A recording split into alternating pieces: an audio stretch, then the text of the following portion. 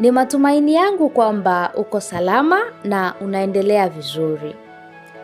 Leo ninaomba nikukumbushe kwamba katika maisha yako, wale watu wako unaoona ni watu wako wa karibu wanaweza wakakuacha wote, lakini kamwe usiwahi jiacha wewe mwenyewe. Kama mti unavyopukutisha majani yake wakati wa kiangazi ili kuhifadhi maji na kujiandaa wakati wa msimu mpya, basi hivyo ndivyo maisha ya mwanadamu yalivyo.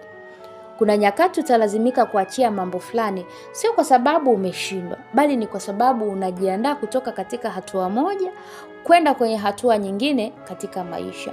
Na changamoto zote unazozipitia huwa ni maandalizi ya baraka na mafanikio makubwa unayoyaendea. Kwa hiyo katika safari hii ya maisha, unaweza kupitia maumivu, unaweza kupoteza mali, kupoteza watu, na hata ukapoteza kazi. Watu ulionao wanaweza kukuacha na wengine wakakuchoka. Lakini tukumbuke kwamba kila kupoteza kuna funzo lake, na kila kuachwa kuna nafasi ya kujijenga upya. Na si kila anayeondoka kwenye maisha yako aliletwa ili kubaki.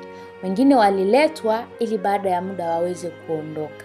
Na wengine huwa wanakuja kama daraja la kukuvusha na kukufikisha kwenye hatua ambayo unapaswa kufika. Kubaki peke yako hakumaanishi kwamba umeshindwa. Ni hatua ya kukubali ukweli na kujipambania kwa ujasiri zaidi. Ulikuja duniani peke yako ukiwa na kusudi la peke yako. Kwa hivyo usipoona mtu pembeni yako, basi jua kwamba huo ni muda wa kutengeneza fursa, kuimarisha misingi yako na kujiandaa kuleta matunda yatakayowanufaisha wengine, kama mtu unavyochanua tena baada ya kupukutika. Mpendwa, ukiachwa na kila mtu usijiache. Ukikataliwa na kila mtu usijikatae.